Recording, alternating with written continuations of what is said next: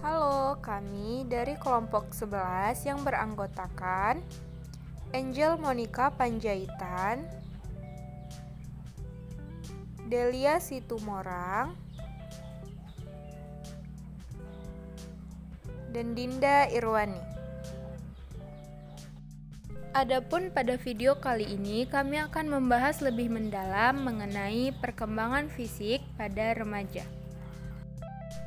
Yang pertama harus kita ketahui yaitu apa itu perkembangan fisik.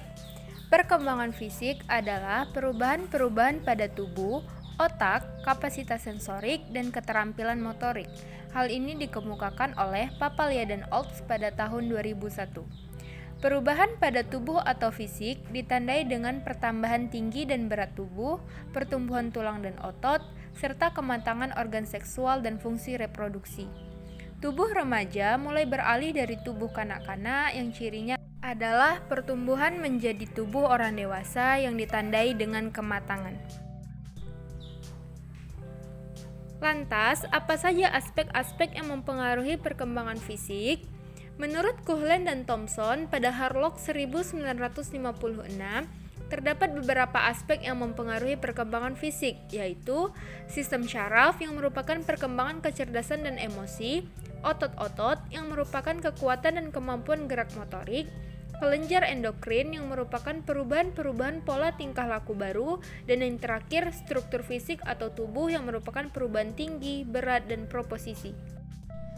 Selanjutnya, bagaimana karakteristik perkembangan fisik? Adapun aspek perkembangan fisik ini berjalan seiring bertambahnya usia. Hal tersebut dapat kita perhatikan pada gambar di video ini. Adapun beberapa karakteristik perkembangan fisik ini sesuai dengan usianya, yakni pada masa kanak-kanak 0 sampai 5 tahun. Perkembangan kemampuan fisik pada anak kecil ditandai dengan mulai mampu melakukan bermacam-macam gerakan dasar yang semakin baik, yaitu gerakan-gerakan berjalan, berlari, melompat, dan sebagainya. Dalam perkembangan ini juga ditandai dengan panjang kaki dan tangan secara proporsional. Kemudian karakteristik yang kedua yaitu pada masa anak usia 5 sampai 7 tahun. Perkembangan waktu reaksi lebih lambat dibanding masa kanak-kanak. Koordinasi mata berkembang dengan baik, masih belum mengembangkan otot-otot kecil, kesehatan umum relatif tidak stabil dan mudah sakit, serta rentan dan daya tahan yang kurang. Kemudian yang ketiga yaitu pada masa anak usia 8 sampai 9 tahun. Terjadi perbaikan koordinasi tubuh. Ketahanan tubuh bertambah, anak laki-laki cenderung aktivitas yang ada kontak fisik seperti berkelahi dan bergulat. Koordinasi mata dan tangan lebih baik, sistem peredaran darah masih belum kuat, dan koordinasi otot serta syaraf masih kurang baik. Kemudian yang keempat yaitu karakteristik perkembangan fisik pada masa anak usia 10 sampai 11 tahun. Dalam hal ini, kekuatan anak laki-laki lebih kuat dari wanita. Kenaikan tekanan darah dan metabolisme yang sangat tajam. Wanita mulai mengalami masa kematangan seksual pada usia 12 tahun. Dan yang terakhir yaitu karakteristik perkembangan fisik pada remaja. Pada masa remaja, perkembangan fisik yang paling menonjol terdapat pada perkembangan, kekuatan, ketahanan, dan organ seksual. Karakteristik perkembangan fisik pada remaja ditandai dengan pertumbuhan berat dan tinggi badan yang cepat, pertumbuhan tanda-tanda seksual primer yaitu kelenjar-kelenjar dan alat-alat kelamin, maupun tanda-tanda seksual sekunder yaitu tumbuh payudara, haid, kumis, mimpi basah, dan lainnya.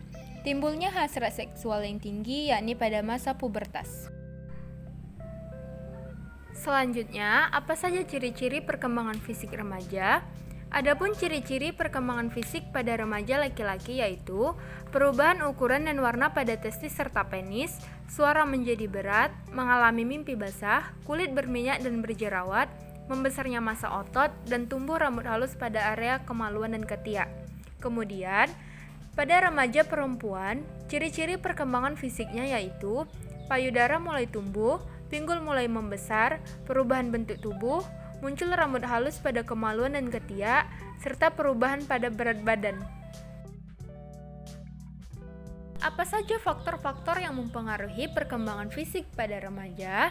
Adapun faktor-faktor yang mempengaruhi perkembangan fisik dan psikomotorik pada remaja yaitu yang pertama genetik, pola asuh orang tua, gizi, gangguan emosional, jenis kelamin, status sosial ekonomi, kesehatan, pengaruh bentuk tubuh, pertumbuhan dan perkembangan sistem syaraf atau nervous system, pertumbuhan otot-otot, perkembangan dan perubahan fungsi kelenjar-kelenjar endokrin, perubahan struktur jasmani, pengaruh lingkungan, dan yang terakhir interior ruang belajar.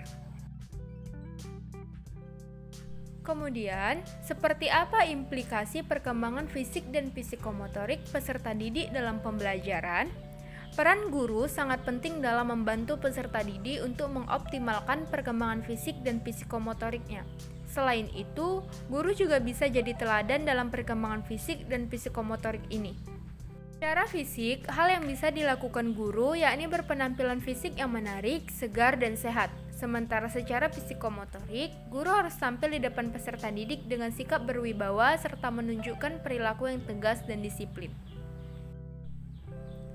Adapun hal-hal yang dapat dilakukan guru dalam membantu perkembangan fisik peserta didik yaitu menganjurkan agar selalu sarapan pagi sebelum berangkat ke sekolah, menganjurkan agar minum terlebih dahulu sebelum memulai kegiatan pembelajaran, sebelum memulai pembelajaran melakukan senam dengan durasi waktu yang singkat, mengizinkan siswa mengikuti porseni, memberikan pengarahan kepada siswa berkaitan dengan pertumbuhan yang dialaminya, memberikan pengetahuan tentang pertumbuhan dan perubahan fisik remaja terutama aspek keberagamannya. Kemudian, guru juga dapat memberikan motivasi untuk menerima keadaan fisik apa adanya, mengucapkan kata-kata yang tidak merendahkan keadaan fisik siswa, menumbuhkan rasa percaya diri siswa, dan membantu siswa mengembangkan sikap menghargai terhadap postur tubuh antar siswa. Dengan memahami karakteristik perkembangan fisik dan psikomotorik peserta didik, maka guru harus mampu mengkondisikan pembelajaran dengan mempertimbangkan karakteristik fisik dan psikomotorik peserta didiknya, yaitu dengan cara lebih memahami dan menghargai perbedaan individual anak. Penekanan pentingnya makanan bergizi untuk pertumbuhan fisik para peserta didik. Media pembelajaran yang digunakan harus bervariasi. Lebih banyak memberikan stimulasi supaya mempercepat kematangan perkembangan psikomotorik. Mendorong peserta didik menentukan pilihan-pilihan sendiri untuk meningkatkan pertumbuhannya. Serta lingkungan pendidikan harus menyediakan ruang untuk bermain bagi peserta didik.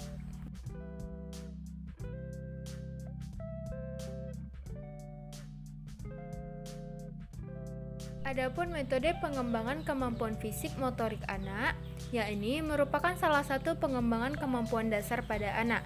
Bahan kegiatan pengembangan fisik atau motorik mencakup kegiatan yang mengarah pada kegiatan untuk melatih motorik kasar dan halus yang terdiri atas gerakan-gerakan jalan, lari, lompat, senam, keterampilan dengan bola, dan sebagainya. Pada pemilihan metode untuk mengembangkan keterampilan motorik anak, guru perlu menyesuaikan dengan karakteristik anak yang selalu bergerak, susah untuk diam, mempunyai rasa ingin tahu yang kuat, senang bereksperimen dan menguji, mampu mengekspresikan diri secara kreatif, serta mempunyai imajinasi dan senang berbicara.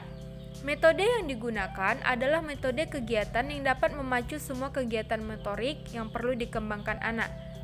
Seperti untuk kegiatan motorik halus, anak dapat diberikan aktivitas menggambar, melipat, membentuk, dan sebagainya. Sedangkan untuk kegiatan motorik kasar, anak dapat belajar menangkap bola, menendang, meloncat, dan sebagainya. Baiklah, sekian pemaparan materi mengenai perkembangan fisik pada remaja dari kelompok kami. Atas perhatiannya, saya ucapkan terima kasih.